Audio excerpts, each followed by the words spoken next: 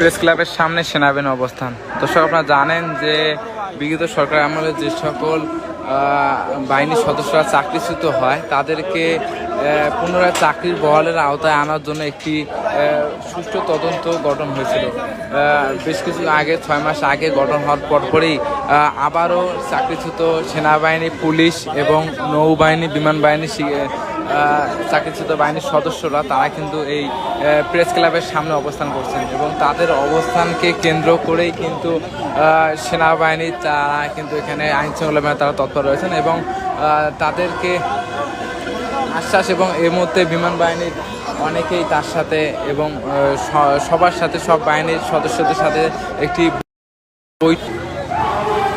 দর্শক দেখছেন প্রেস ক্লাবের সামনে ঢাকা ক্যান্টনমেন্ট থেকে আসা সেনাবাহিনী, বিমান বাহিনী থেকে শুরু করে সব বাহিনীর গাড়ি তারা কিন্তু এখন আসছে। কেবল নিয়ে আসছে রে।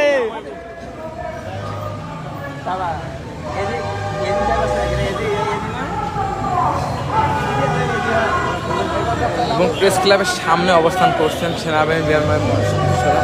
তাদেরকে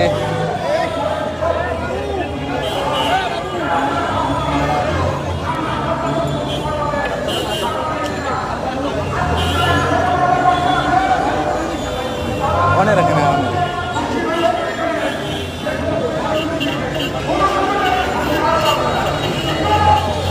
এবং আপনারা দেখতে পাচ্ছেন যে প্রেস ক্লাবের সামনে সেনাবাহিনী, পুলিশ থেকে শুরু করে সমস্ত বাহিনী মোতায়েন করছে। এর মধ্যে কঠোর অবস্থায় রয়েছেন তারা এবং আজকে তাদের যে বিমান বাহিনী থেকে শুরু করে সেনাবাহিনী, যে সকল বাহিনীর আইনশৃঙ্খলা বাহিনী তারা